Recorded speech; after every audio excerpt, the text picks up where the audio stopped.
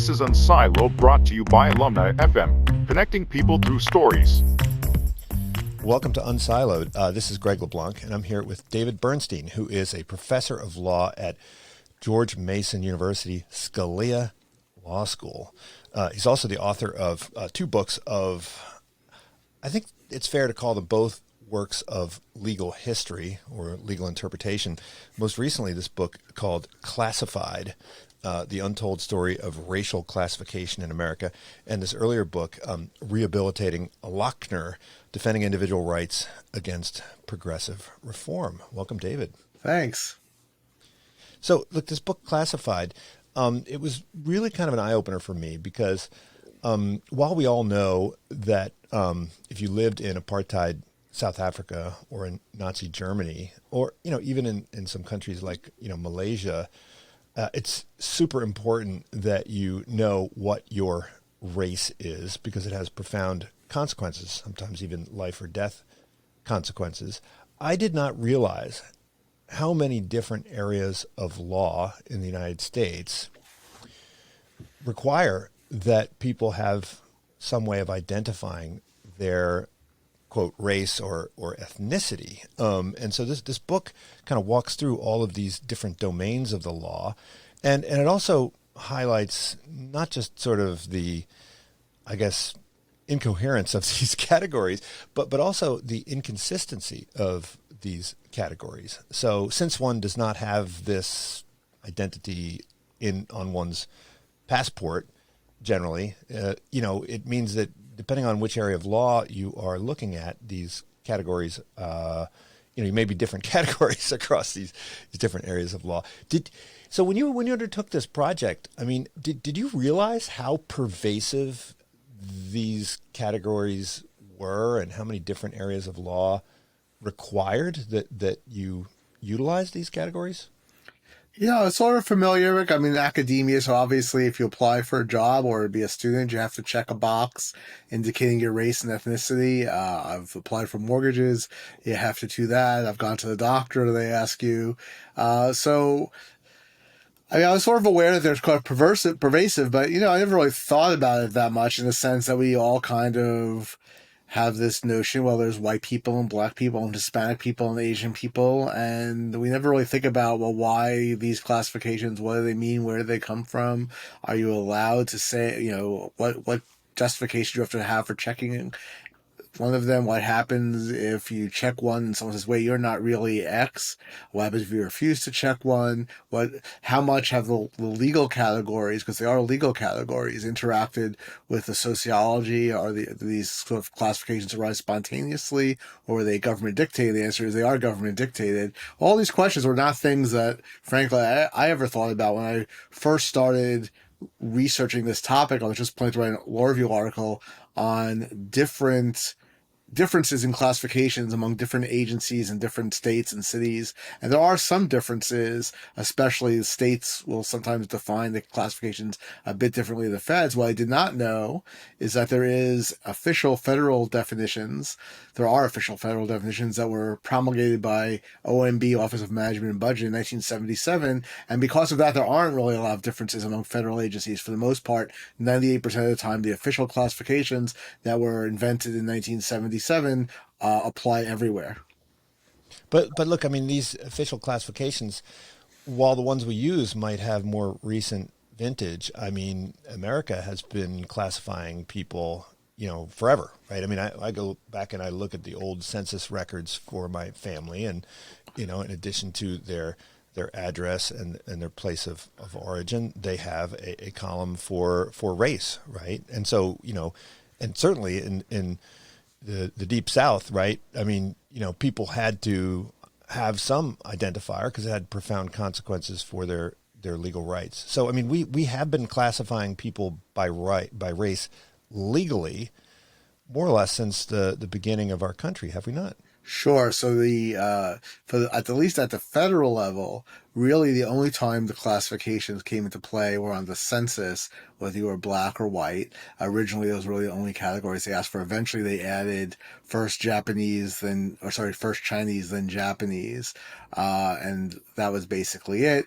And then otherwise, once the United States had a law excluding quote unquote Asians from the country and prohibiting quote unquote Asians from being citizens, from naturalizing as citizens, they had to figure out, well, where's the boundary line of who's Asian and who's white. But those were really the only two areas, like census rules and then segregation rules for blacks and whites and immigration. It was really only starting in the 1950s and really gaining speed after the civil rights movement that federal requirements to list people's race became sort of a pervasive aspect of American life. Of course, at the state level, you had anti-miscegenation laws and Jim Crow laws, and states had their own detailed explanations of what those things were in the South and in the West for Chinese. But again, those were not at the federal level. And even then, they weren't, at least in the West, as pervasive. They did affect marriage, for example, but otherwise, no one's going to go around asking you what your race is officially.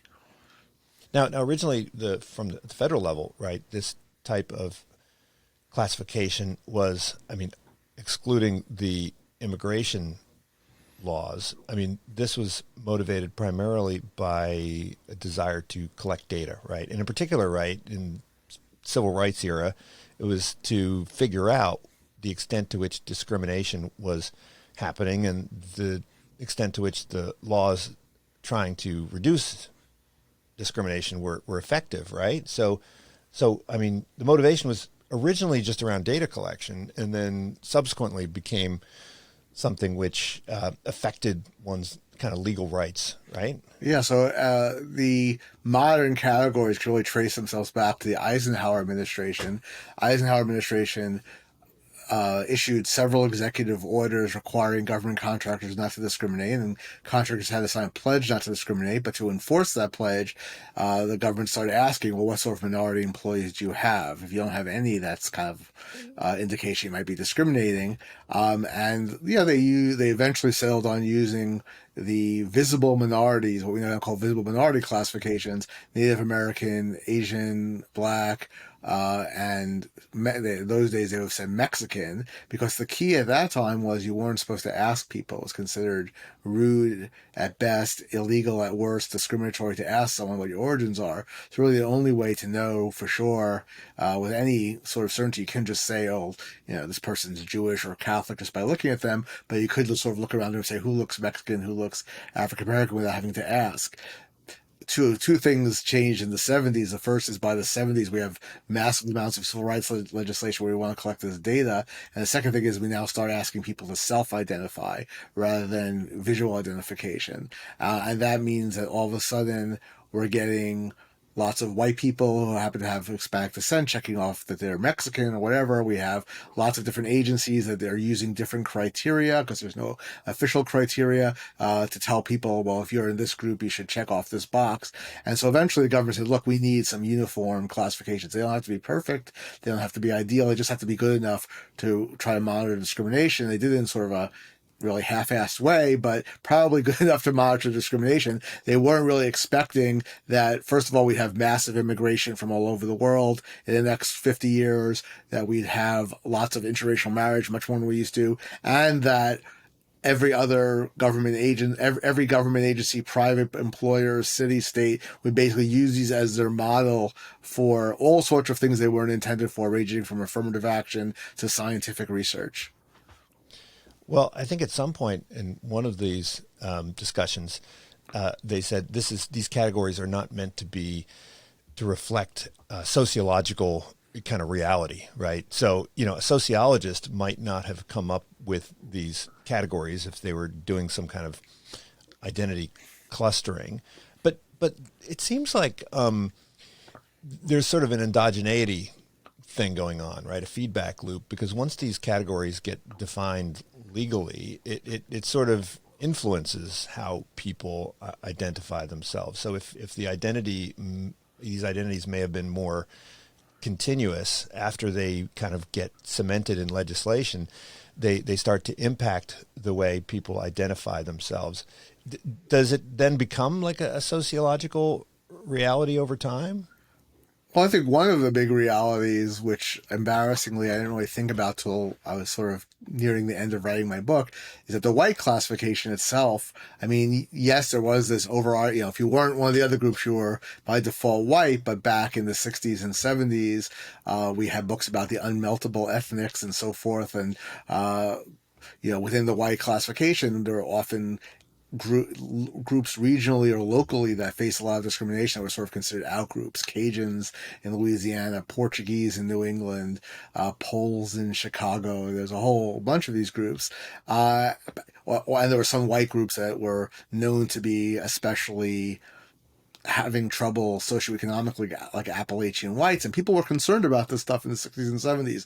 If we go back to the 60s and the war on poverty, the poster children for the war on poverty weren't what we think of now inner city black people. They were the Appalachians living, in these shacks with no plumbing in Appalachia, but no one thinks about them anymore because now they're now with the opioid epidemic, it's sort of made a comeback. But until recently, well, they're just white, so their statistics are just sort of incorporated into the white category, and that's how we think of people. But also, like Hispanics, no one called himself Hispanic back in the 70s. Even today, most people we deem Hispanic don't think of themselves primarily as being Hispanic, but they've come to accept it as a secondary identity. Asian, we casually use the phrase Asian, but really what do people from India, China, the Philippines, Vietnam, Malaysia, etc. have in common other than being part of this very big continent that has 65% of the world's population? And in that case, 35 to 40% of Asian Americans do consider themselves Asian American, but the rest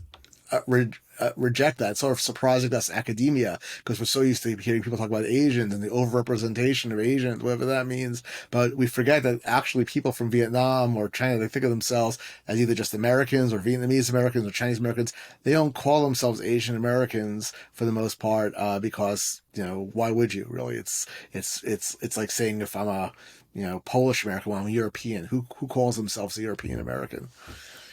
Well, I mean, if this were a sociological exercise, then presumably there wouldn't be that much harm in allowing self-identification, right? You can just send out a survey and have people fill out the form.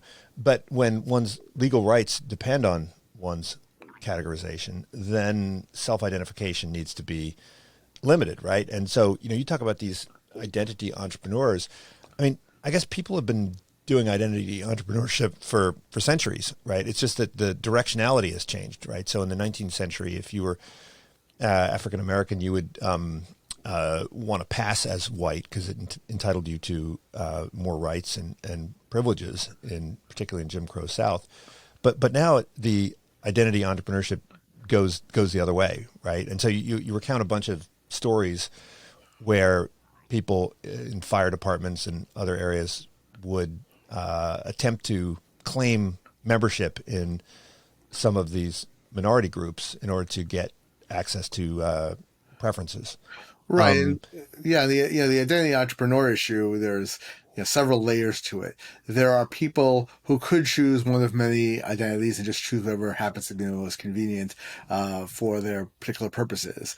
They might be socially white, but then check off Native American if they happen to have tribal membership somewhere. There are others who really have only the vaguest connection to a minority ethnicity, wouldn't ever really think of themselves that way. But if it comes to a point where they're trying to get minority business enterprise status or affirmative action universities, they say, well, if they let me check off if I can claim, this vague ancestry, why not? And then there are those who basically are engaging in sort of outright fraud, who adopt an identity that they really have no cultural or genetic connection to, but just decide they're sort of cosplay. Sometimes there's some of these really ridiculous cases where some professors have been caught doing this, claiming they're Hispanic. They don't just sort of claim Hispanic ethnicity without being Hispanic. They sort of put on a fake accent, and they sort of almost act like a stereotypical Latino from a comedy sketch, but that's what they think, but I guess they want to be overtly that way. So there's different levels of it, and except for the latter one, none of them are really against the law just usually asks you to check off which of these you identify as, and as long as you have some vague identity, and oddly enough, we're not usually given the official definitions when we check these boxes, so it's self-identification without actually getting any information. But if you are familiar with them, for example, Hispanic says you have to be of Spanish origin or culture. So if you have some Spanish-speaking ancestor from 500 years ago, you are of Spanish origin in a sense. You're not lying, you're just exaggerating, let's say. Puffery, we call it in law.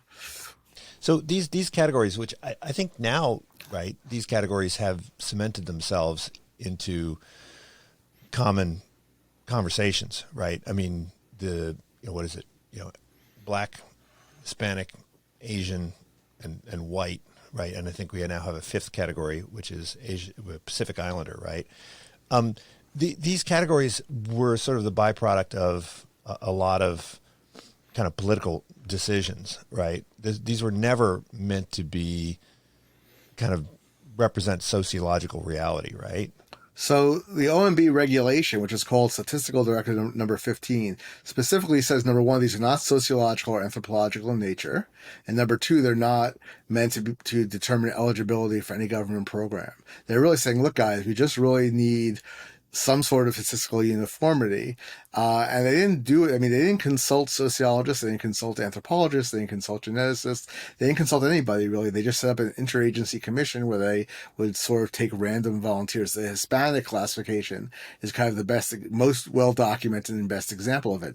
They really didn't know what to call people with origins in Spanish-speaking countries. Some agencies were only looking for Mexican Americans. Some were looking for Mexican Americans and Puerto Ricans. Some were added Cubans. Some added other Spanish-speaking origin. Some were only looking at Chicanos, some Latinos, some Hispanos, some Spanish language household, some Spanish surname. All of these had their problems. But in the end, they just essentially got a subcommittee together. They asked for 3 volunteers. We need 1 Cuban American, 1 Mexican American, and 1 Puerto Rican American who lives on the mainland. They got them together in a conference room. They had no expertise, and they just fought it out. They just said one woman from Puerto Rico was very insistent that we should go back to Spain. She said, I think it all goes back to Spain. So she insisted on Hispanic, and the consequence was, for example, that people from Spain of purely Spanish origin are Hispanic. People from Brazil, because they don't have Spanish-speaking origin, are not. But if we had gone with Latino, it would have been the opposite.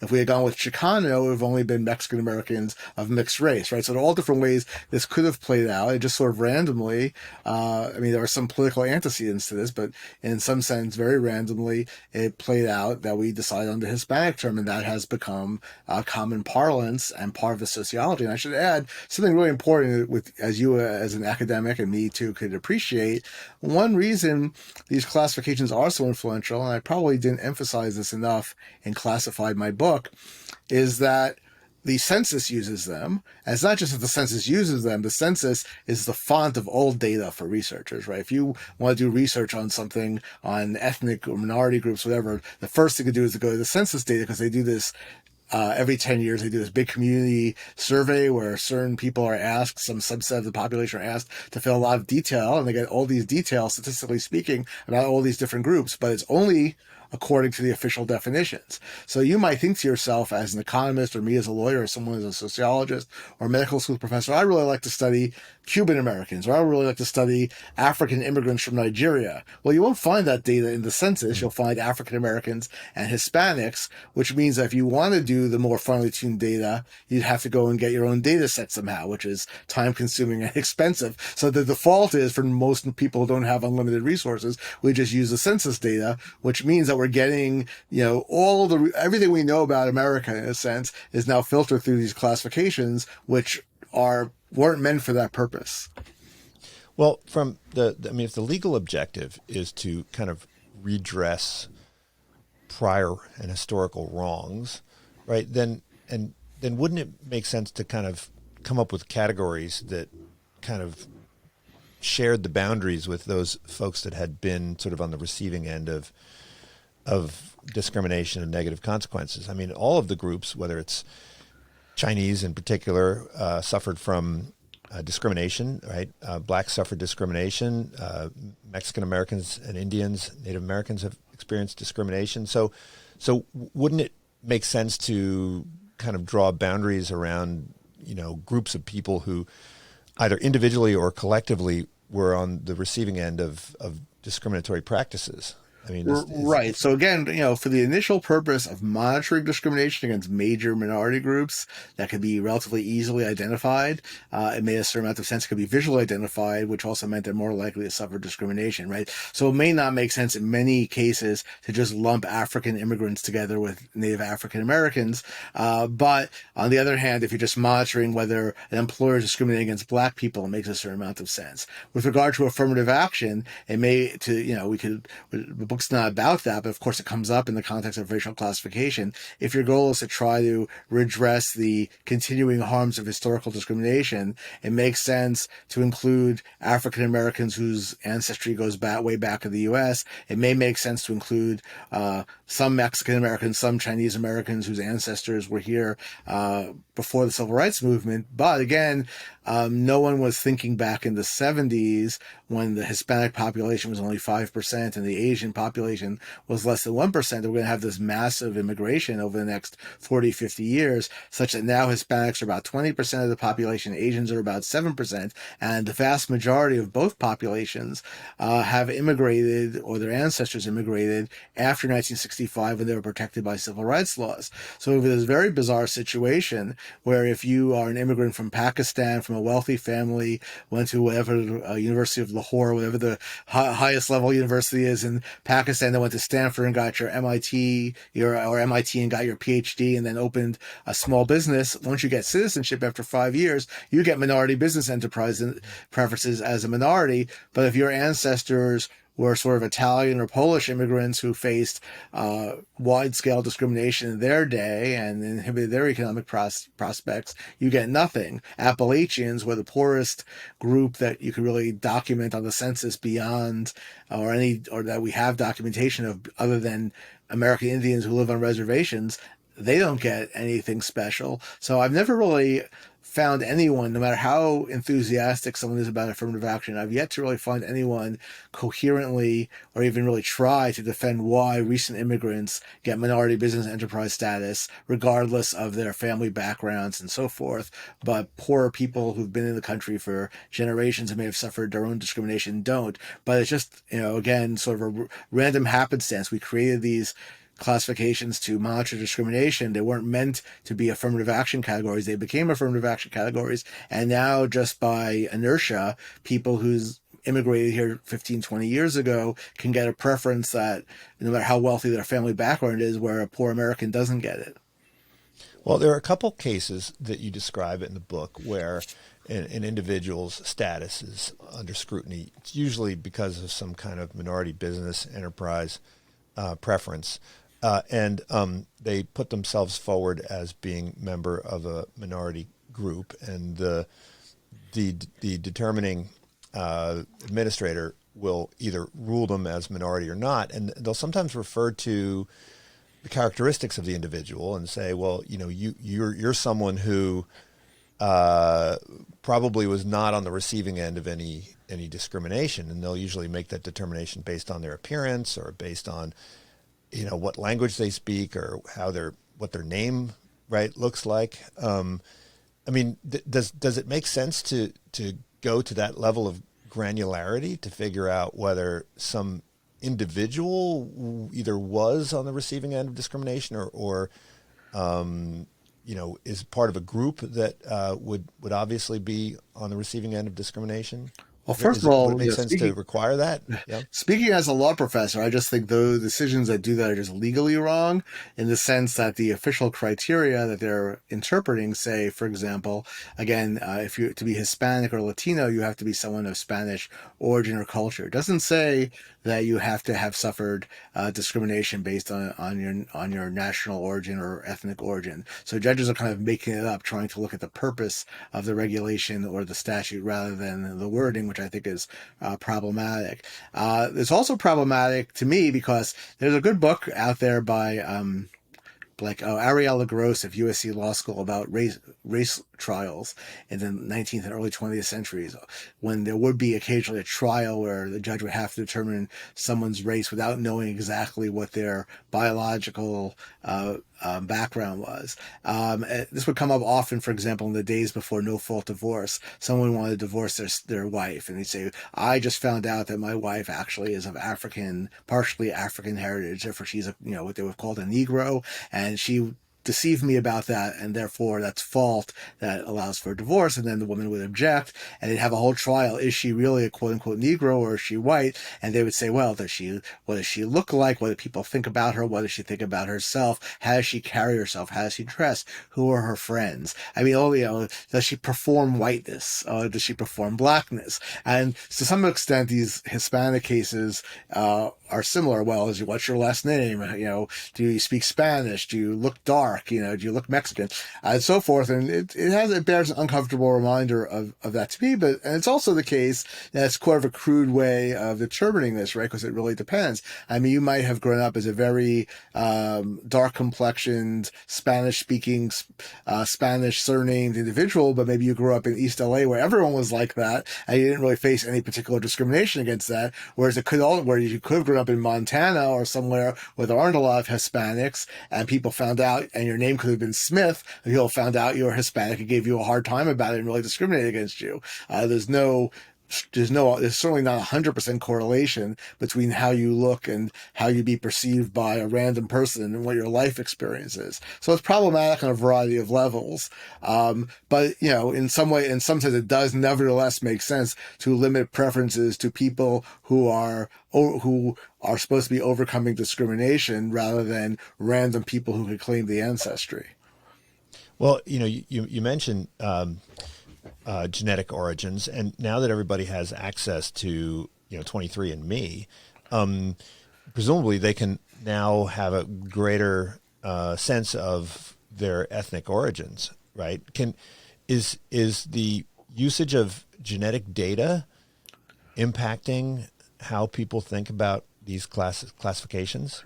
I think this will have dramatic implications over time as more and more people do these tests. There's only been one case so far where someone has tried to change their identity for minority business enterprise status from white, either Native American or black, after having found ancestry from a DNA test of both, but only about 4% of each.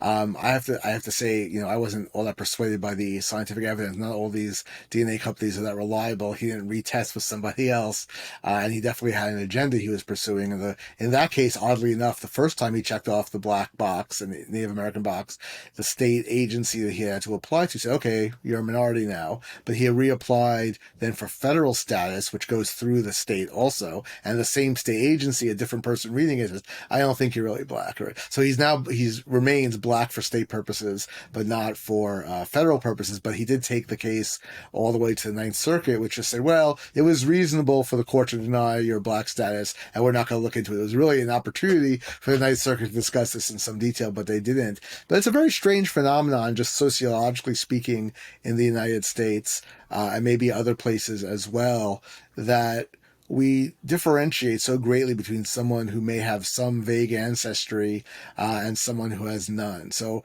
everyone's familiar more or less with the case of Rachel Dolezal, who was an NAACP official who lived her life as a black woman, but it turns out had two completely European origin parents. But in fairness to Rachel Dolezal, she grew up with several adopted black siblings. She went to Howard University. She lived her life really as a black woman, dated black men, worked for the NAACP. She adopted a black identity. They were saying, oh no, that's fraudulent.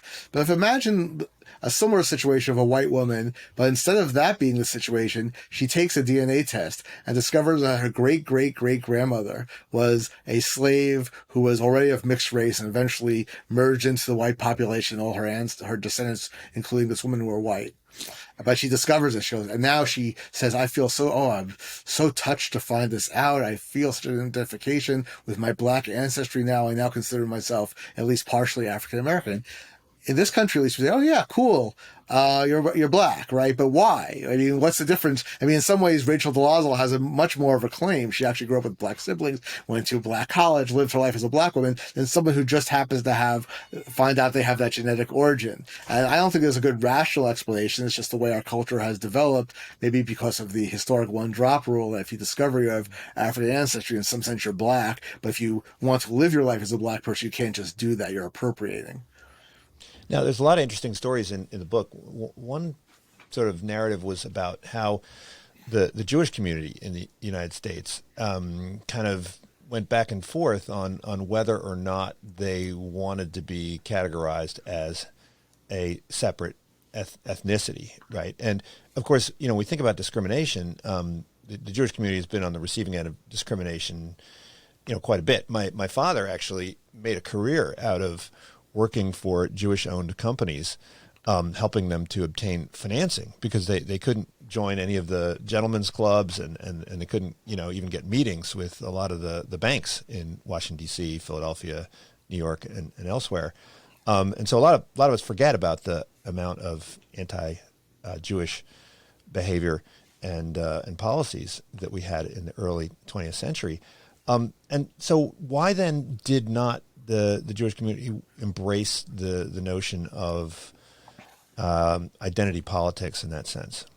It's a very complicated story. It goes way back, but the Jewish community did not want to be singled out as a separate ethnic community because that's how they were singled out often in Europe. And they had some, they didn't know about the Holocaust back in 1900, but they were worried about stuff like that. So they didn't want to be, we know in a lot of the countries, like the French authorities turned over all the records of who was Jewish to the authorities. They didn't want there to be these separate records, but they also didn't like the other prevailing ideology in the United States 120 or so years ago, which was that you either have to sort of assimilate into the waspy Protestantism or you're not really a full American. So it's really the American Jewish civil rights defense groups and American civil rights oriented sociologists and anthropologists who developed the idea of white ethnic groups, that you could be Italian or American or Polish American or Jewish American.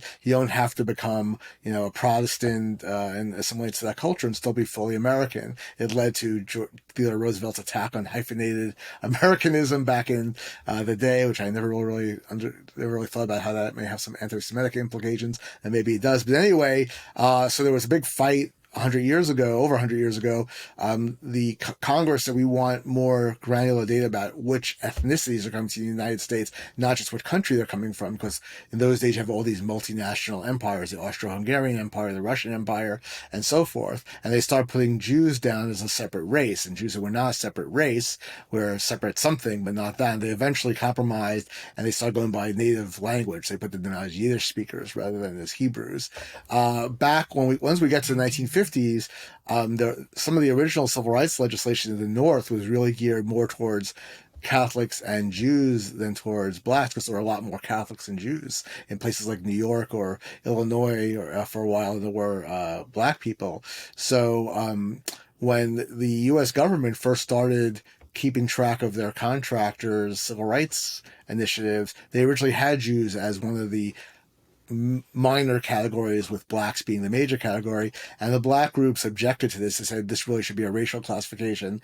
Jewish groups, again, were not that comfortable with this to begin with. Plus, like I said, visual identification was the only way you could really do this without asking people. So Jews sort of dropped off the list. But, it's not that discrimination against non-racial minority groups disappear. I really didn't know some of this data until I wrote the book. I was pretty surprised to find out, even though I had known about discrimination, for example, the banking industry. I mean, you think of Jews, like the stereotype is, good with money, bankers.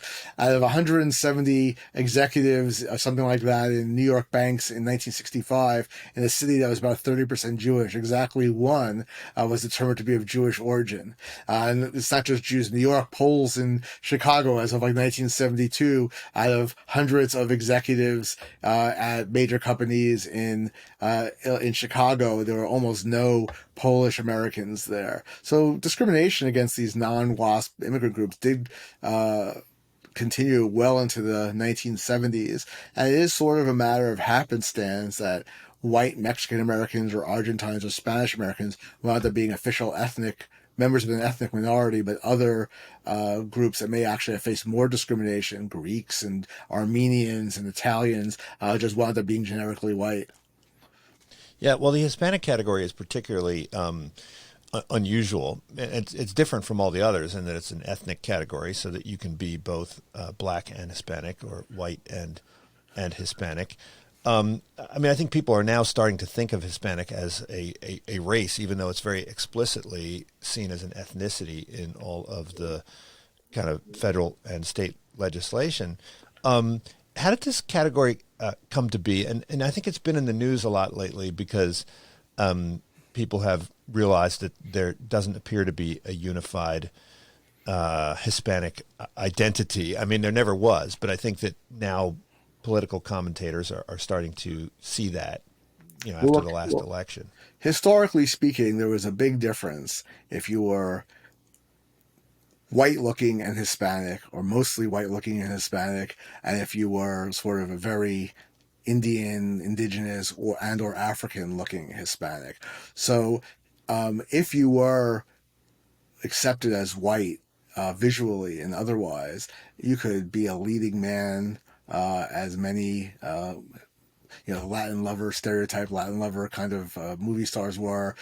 Ricky Ricardo, Desi Arnaz could be with Lucy. I Love Lucy have the most popular show in the country, and no one was saying. But many people would conceal that, right? Like Ted Williams, right, was half Mexican, and he concealed that for most of his life, right? Right. I mean, you might still face discrimination, but you would still generally be accepted as white. I mean, there were some fairly famous baseball players, Lefty Gomez, who had, he could conceal it, I guess, because his name was Williams. But if your name was Gomez, I guess you didn't bother. I'm sure they faced a certain level of discrimination, but it was probably more along the lines of what, say, Hank Greenberg faced, or maybe even less than Hank Greenberg, because he faced quite a bit in the 30s, which was a very bad time for Jews in the U.S., and less like Jackie Robinson.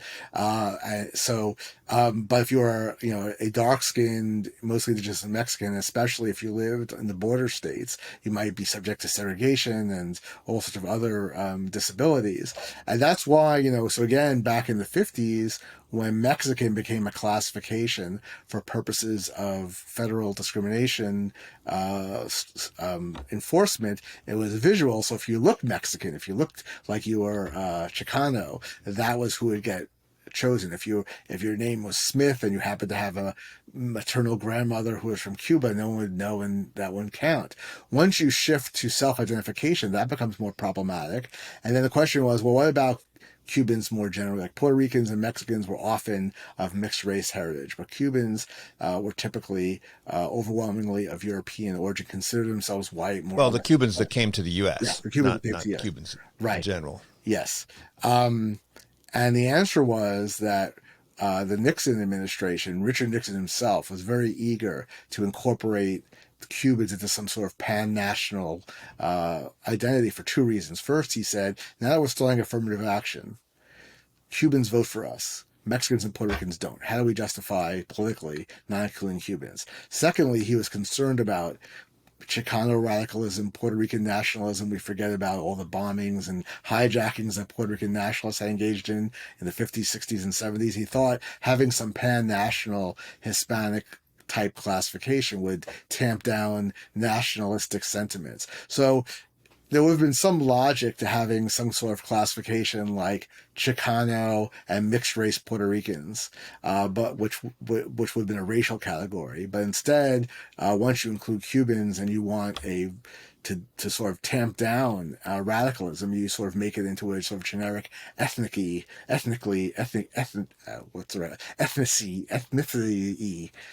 I'm trying to get whatever, you get point, category. And it's a fascinating, and then people, and then and the Chicano activists were not happy about this originally. They said, what do you mean Hispanic, right? We hate Spain. Spain were the colonizers. They oppressed our ancestors. They raped them. Yes, we have some Spanish ancestry, but we don't think of ourselves as that. We're indigenous people, basically. But they eventually realized that this was politically advantageous in the sense that having Cubans and Puerto Ricans and Mexicans all in the same group gave them much more of a national political coverage than just being concentrated in the Southwest. And frankly, I think if you look at the leaders of the organizations that represented various Hispanics, and also today, if you look at who teaches Latino studies, who are famous Latino authors, they're a lot more Caucasian, lighter complexion than even the average Latino in the United States. So in other words, people have adopted identity, have become part, for political reasons, and culture, and they benefit from it, and they also, I'm sure, often believe it. But there's really no sentiment now among the leadership to sort of undo what has been done. And if you did undo it, it would mean a lot of white Hispanics who teach Latino studies and are Latino activists and run Latino organizations would be out of a job. So there's that. And, so in my view, if we're going to have this classification at all, it would make sense to have it be a racial classification, but limit to people who are mixed race, predominantly indigenous, who look like they're not European. Instead, the trend is going the other way. The Biden administration is considering making Hispanic into a race, regardless of your actual racial background. So it'd be a very weird thing to me for someone who's of Italian, Argentine origin, or whose parents immigrated in 1960 from Spain to be a racial minority. Mm-hmm. But it seems, if the purpose of these categories is to kind of redress prior wrongs and kind of level the playing field, there seems, from what I've seen, the immigrant experience in America is one where the opportunities are still, quite good, right? So second, third generation immigrants from even Mexico and other countries, they seem to do quite well. Immigrants from Nigeria and other parts of Africa and the Caribbean, excepting Haiti, tend to do quite well. And in many of these groups, their identities evolve over time, and their attachment to their prior ethnicities seem to dissolve in ways that are similar to the ways in which those identities dissolved with prior immigration groups, whether they be Irish or Greek or Slavic.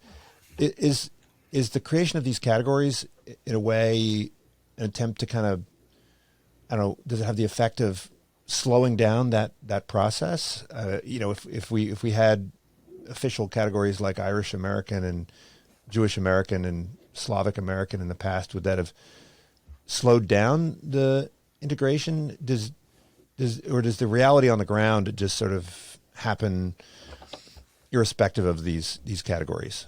Is there a conflict between, say, the people who are, say, their lived experience as Americans? Is it different in any way from the way in which we organize these categories at the political level?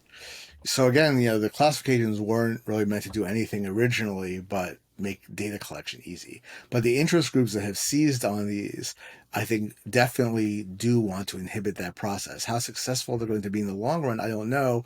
But at the elite level, which has been entirely captured by people who have a sort of racialist ideology, I was just looking at the website of a Latino Studies department. It said this is a safe space for students to explore the Latino identities. Now, why a university is a appropriate place to be a safe space to explore anything, as opposed to it should be maybe the opposite, a challenging place to think about whether Latino identity really is even meaningful.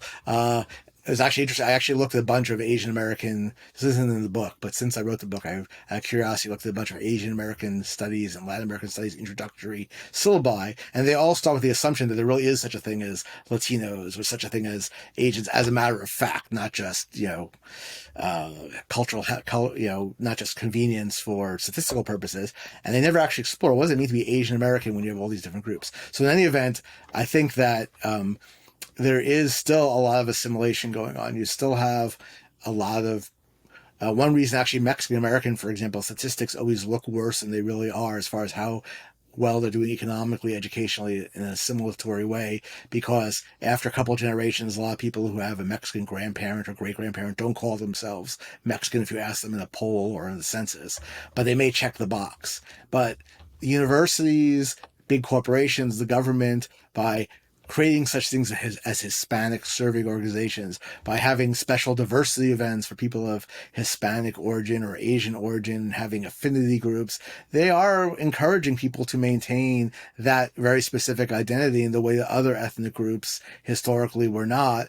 And I can't imagine that it doesn't have some inhibitory impact. In fact, I think what we have in the long run is a cultural battle that's sort of beneath the surface that no one talks about, between what's going on at the grassroots, where Americans are less prejudiced than they've ever been. 95% of Americans have no objection to interracial marriage, compared to 4% in 1958. That's quite a difference. Intermarriage rates are really high. Even, I think the last group that's sort of a little bit of a taboo, even black women who were intermarrying at very low rates have a much higher rate of racial intermarriage now. People, mix together in all sorts of ways they weren't mixing before. And I think we have this opportunity to create this multicultural American identity, where it's not that people are forced to assimilate into a WASP model, but where everyone, we just don't think of an American as being any kind of subgroup. It's just, you're just an American. You could be of any group, and we're all sort of have a common multi-ethnic culture. That's going on the one hand. That's the natural course of things. Government, universities, the elite are trying to do the opposite, and try to stop that, and trying to permanently divide the United States into these different sort of haphazard and inconsistent classifications. You mentioned inconsistency. We should mention that black is defined by a member or African American as someone descended from one of the black racial groups of Africa. So it's a purely racial category. If you're from Egypt, no matter how dark you are, you're not descended from one of the black racial groups of Africa, so you're not African American. Asian is based on geography. Native American is based on cultural affiliation. Hispanic is based on ancestry in a Spanish-speaking country. So they're not even consistent with each other. Now, the best argument I could give on their behalf is to say that these people believe that racism is so entrenched in the United States, and that these groups sufficiently reflect that racism that they're never going away. So we just have to retain these classifications to make sure everyone's getting their fair share. Otherwise, we won't know. And I just think that, again, the grassroots energy is in the opposite direction. And I just don't think it's right to assume that whatever the ethnic, racial, etc. divisions that we have officially or unofficially are permanent.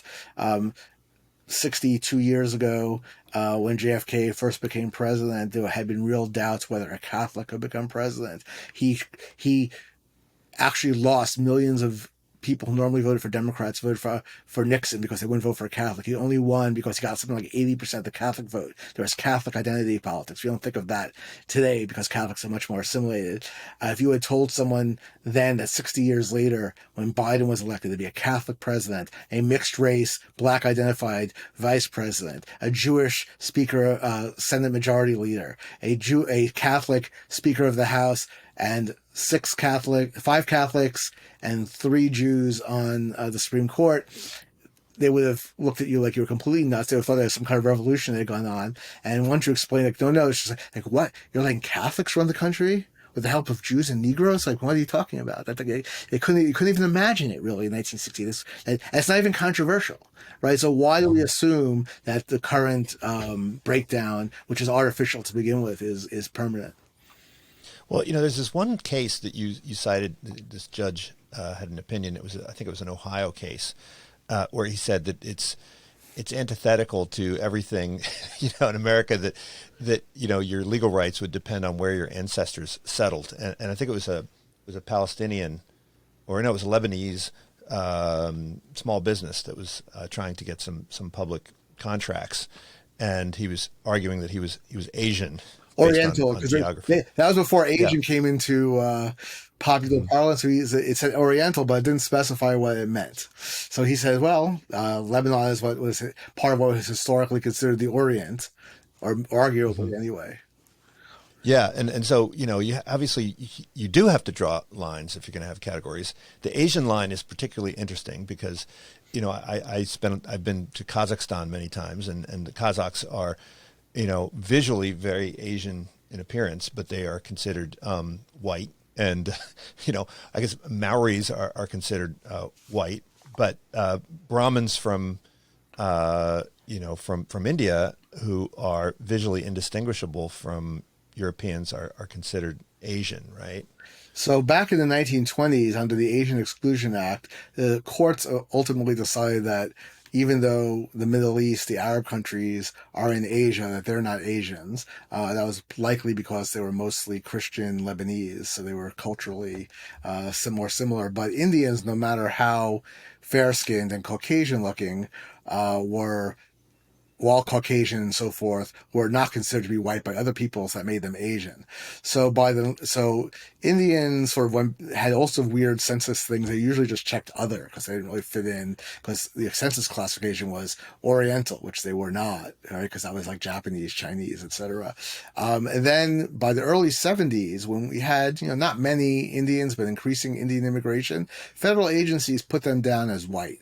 They said, look, Indian Americans are well educated. They own a lot of businesses. They're doing well educationally. They're Caucasian. They don't fit into Oriental, so we'll put them as white. And when the federal government first proposed in the Federal Register these new classifications, the proposal was that South Asians, like Indians, Pakistanis, etc., would be in the white category.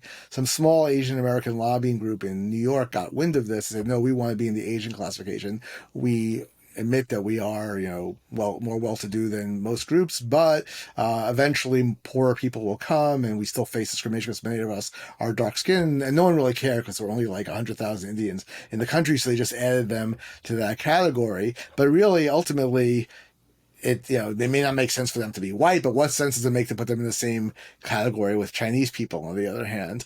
There was another Indian American group in Chicago that heard about this a year too late and said, wait, we don't want to be with the Asian group because we're very successful, and if eventually they're going to put quotas on Asians, and then we're going to only get a percentage of that quota, which is what's happening at universities now. So they were kind of prescient, by happenstance, if the two groups had been reversed and when they found out about this, Indians would now be white. It always makes me sort of chuckle when I'm on Twitter or something. Every once in a while, I'll see some Indian American sort of left-wing activist rant about white people. And I think to myself, well, but for the grace of God, you have been a white person officially, and we all think of you as white, and then people be ranting about you. So it's all, a lot of arbitrariness. But one of the ironies of the fact that Indians were ultimately included in the same category as Chinese, Japanese, Filipinos is that reinstated the old racist Asian classification from the Supreme Court of the 1920s. Well, you're white, you're Caucasian, but you're not white. So Indians are the only group and other South Asians that are Caucasian but not white. Well, I want to turn briefly to this book, Rehabilitating Lochner, which I found to be, very eye-opening. For those of us who have trained in the law, maybe in history, Lochner sort of serves as a bogeyman, right? Sort of as an example of judicial activism gone haywire, right? And it's oftentimes lumped in with the Dred Scott decision as being among the worst examples of kind of anti-progressive Supreme Court decision making. And I think, when you read this book, I mean, it's hard to come away with anything other than the notion that this historical narrative was constructed to serve a particular political purpose, and that it really obfuscates the complexity here. And I think that, you draw parallels between Lochner and Buchanan, right, as much as Lochner and Dred Scott.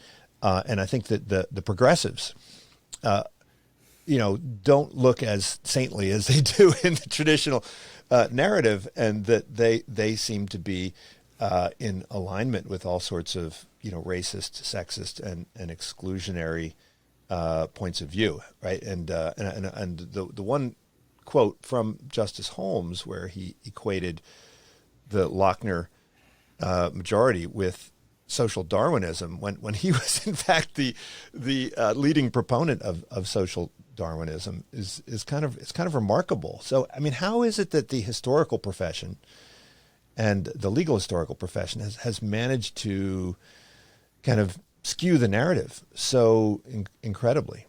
Well, I mean, it's a very odd phenomenon, not so much because I expect at this point in my life history to always be 100% accurate or agenda free, because clearly neither of those things are true. But that a lot of the objections that were made to Lochner over the years are self-refuting if you actually just read the opinion.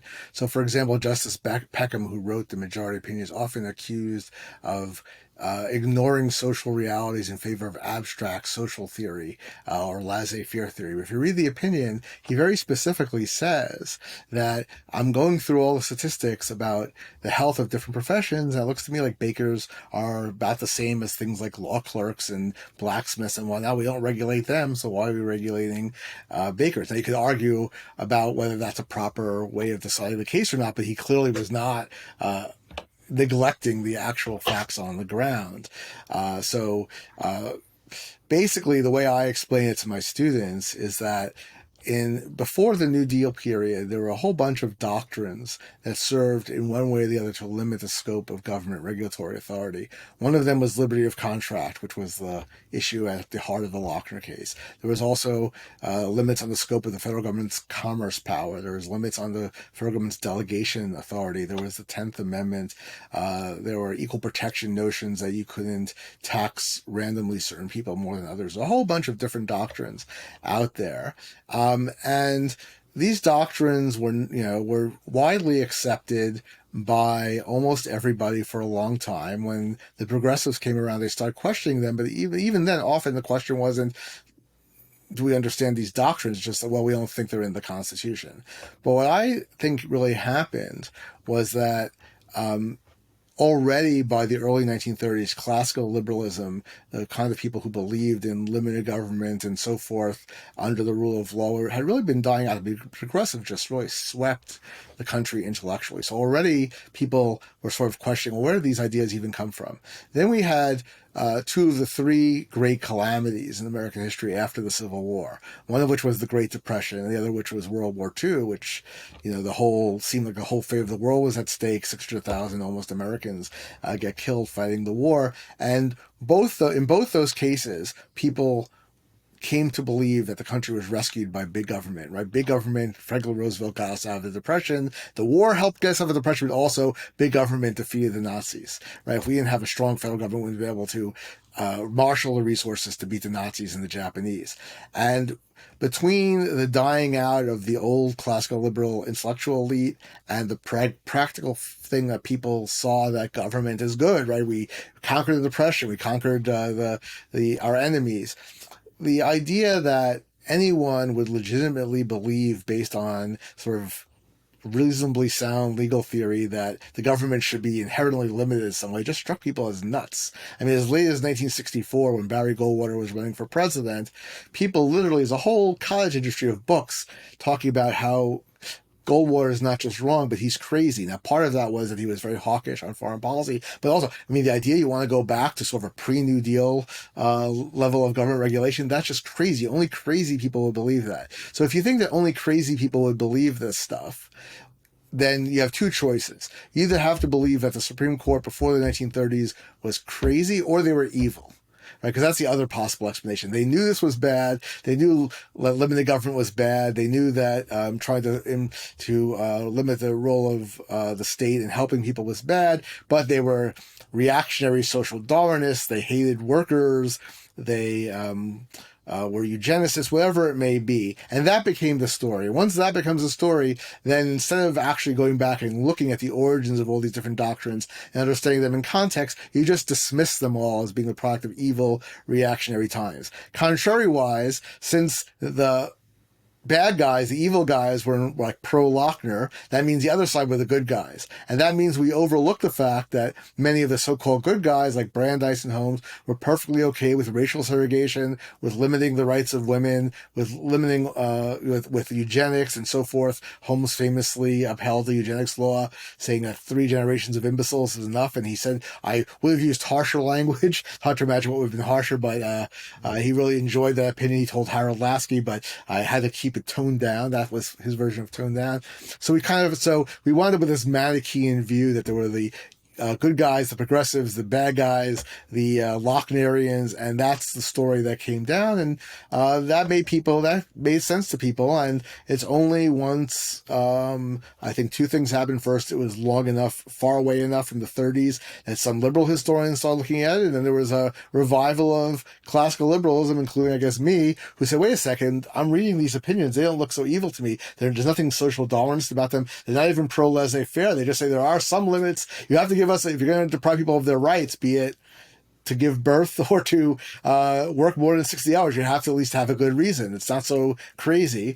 And as a result, we've gone back and been able to reconsider on both sides whether the progressives were always so good and whether the other side was so evil. And in particular, I think now we have more sensitivity than they had in the 30s, 40s, 50s to the rights of women, to the rights of black people, to the rights of immigrants. We could see that it was often the people on the limited government side who are more what we call today progressive on these issues. One issue that's only barely mentioned in my book, but is very relevant, is when the United States took over territories from Spain in 1896 after the Spanish-American War. The question was, do we need to give the people in Puerto Rico and the Philippines and so forth and Cuba rights or not? It was the same people who voted for Lochner who said, of course you have to give them rights. And it was the more progressive-minded justices who said, oh no, rights are only for real Americans and these aren't real Americans. So again, there are all sorts of complications. And, and that's when you're doing real history as opposed to just sort of continuing what were ultimately propaganda positions meant to shore up the foundations of the New Deal state without really thinking too much about it. You get a lot of interesting stuff. Well, what's interesting is it seems like both sides of the contemporary political divide, find something to like in the progressives, right? So it's the conservative judicial folks that, look back to the idea of judicial restraint and see that and find its origins in the progressives, right? Yeah, so one of the great ironies of American legal or constitutional history is that until the late 50s, early 60s or so, the people who were against judicial activism were the progressives. They were pretty sincere about it. I mean, for the most part, they really did. They didn't take the reins of the court and start trying to enforce a right to welfare or right to housing. They pretty much wanted courts to stay out of most of these things.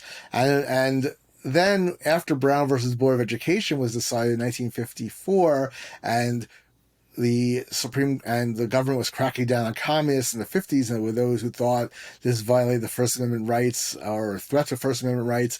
The younger generation of liberals started to rethink and said maybe we need, at least with regard to race and with regard to freedom of expression, to be somewhat more aggressive judicially. And race not only relates to race itself, but to criminal procedure rights, which are often denied, especially to black people. And as late as 1958, Learned Hand, the great progressive judge, gave lectures at Harvard denouncing Brown versus Board of Education, denouncing the court's First Amendment cases.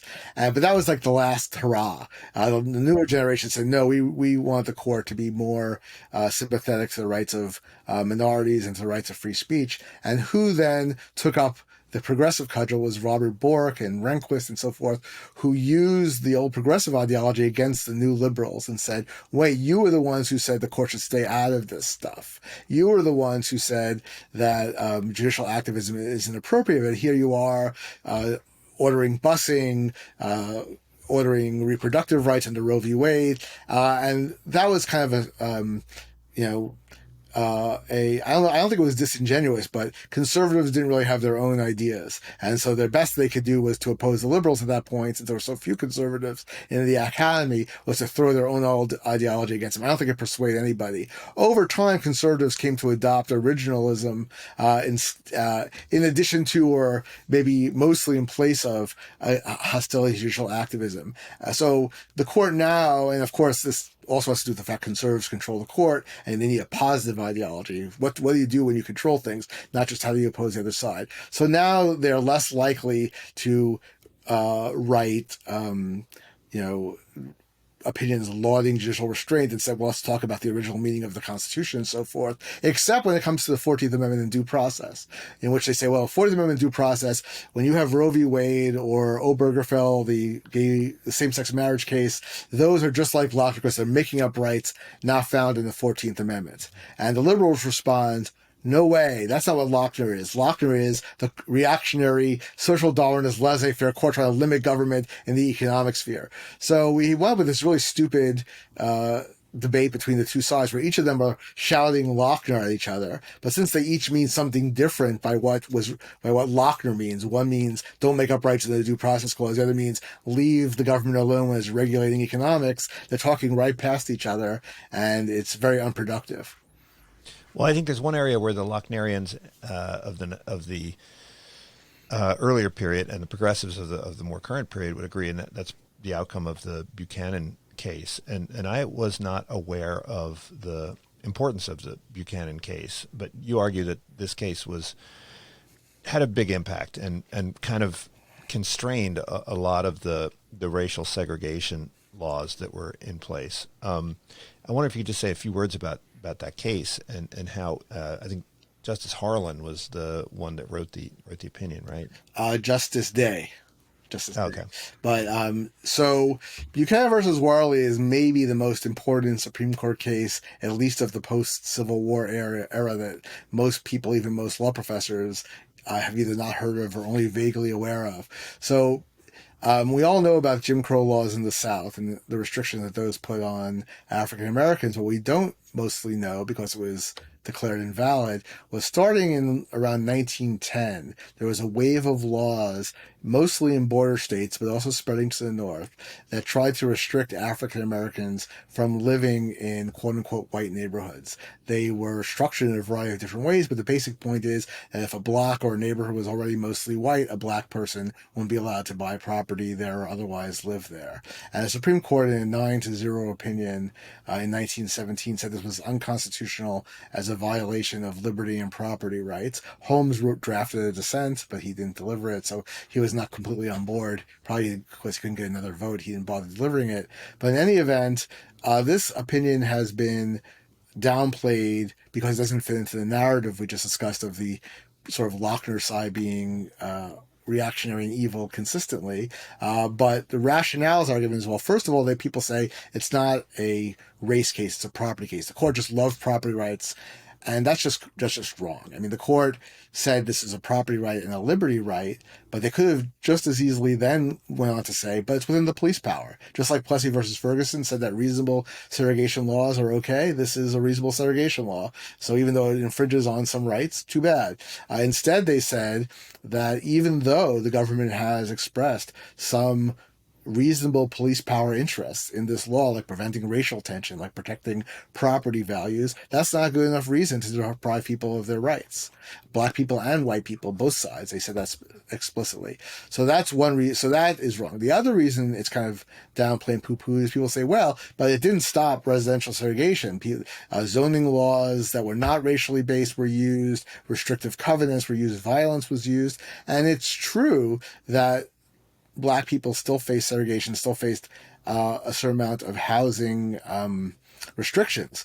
We know that. But we also know that just the mere fact that they remain segregated does not prove anything. I mean, Jews and Poles and Italians all had their own neighborhoods. They were also segregated, but we don't think of them as being completely legally segregated the way Black people might have been. So in any event, with the point I make, and I'm not and some other people have made the same point, is that when it comes to these laws, if they had spread throughout the United States, we might very well have wound up in a South Africa style situation.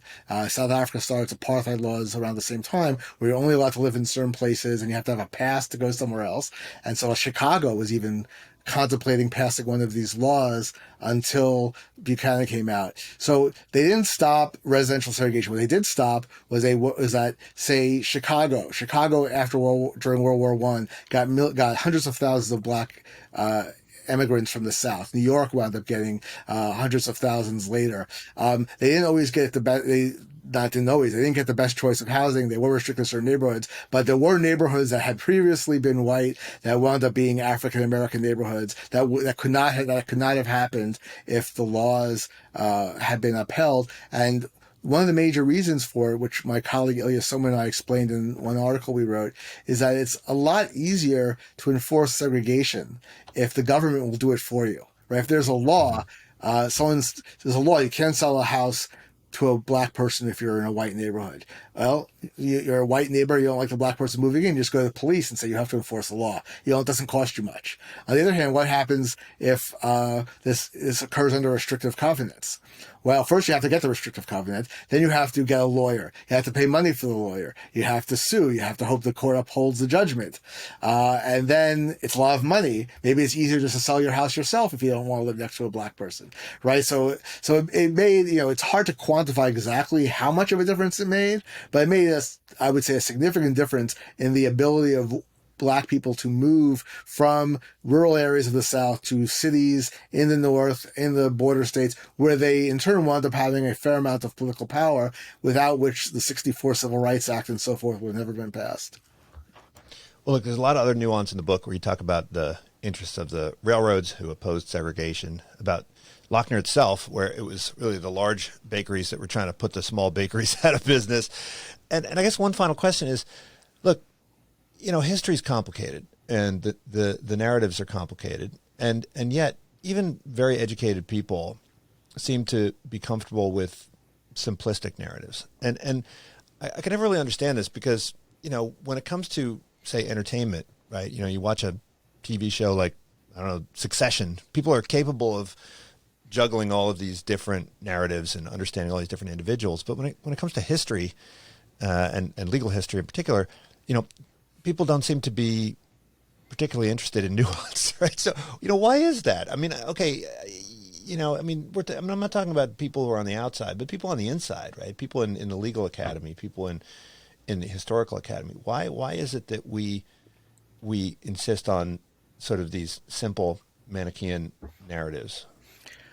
Well, I think you're asked sort of two different questions: why people in general do this, and why with academics you would think would know better to do it. Let me start with the second one. For academics, I think that once a narrative becomes established, unless it's really hard to fight against it. You're a young academic. You're writing your PhD thesis. You're writing your initial articles. Yes, you might want to be the dragon slayer who proves the new thesis and everyone else was wrong. But you better do that really well. Like this is sort of the example of, if you're going to go after the king, you better kill him. So if you just do a sort of a half-baked job, don't persuade people that much, people can say, oh, you're just a nut. You're just someone's on the fringe and you don't know what you're talking about. It's a lot easier just to go along with the accepted narrative, add your little piece to it, add your little extra research, get tenure, and live your happy life. So I think most people are go along to get along kind of people. They're not especially independent minded or that interested in upsetting the apple cart.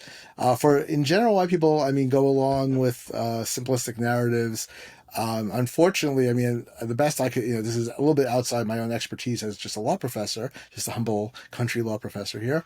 But I'll refer people to Michael Shermer's work. He's the editor-in-chief of Skeptic magazine, or he was at least the founder and editor-in-chief. And he's written a bunch of books about why people believe, other nonsense like Holocaust denial or other strange things, conspiracy theories. And he just attributes it to essentially in an evolutionary sense, humans are storytelling animals. We're not geared intellectually as a rule to be analytical and try to pick things apart. We instead we instead look for heuristics, and we try to fit everything into an easy story. It saves us a lot of brain time. And if you're thinking about, if you're living in ancient tribal societies, the person who's out there questioning the tribe's beliefs was probably going to get kicked out and not reproduce. And the person who's like, yes, let's all talk about how we were invented by the sun god mating with the moon god and how that explains the seasons and everything else, and we have a nice little story. Those are the people who are going to succeed biologically, and unfortunately we've inherited that. So it's a very frustrating thing that anyone who spent any time in the comments sections on blogs or on Twitter or all that, just know that most people are not susceptible. Even people who are relatively well educated, or they wouldn't be writing comments on blogs, they're just not susceptible to empirical data that conflicts with the story they've already told themselves. Well, David, thank you so much for joining me. The books are classified, Untold Story of Racial Classification in America, very eye-opening, and also Rehabilitating Lochner, for those of you interested in legal history. Great to chat. Thanks, Greg. Good to see you. This is Unsilo, brought to you by Alumni FM, connecting people through stories.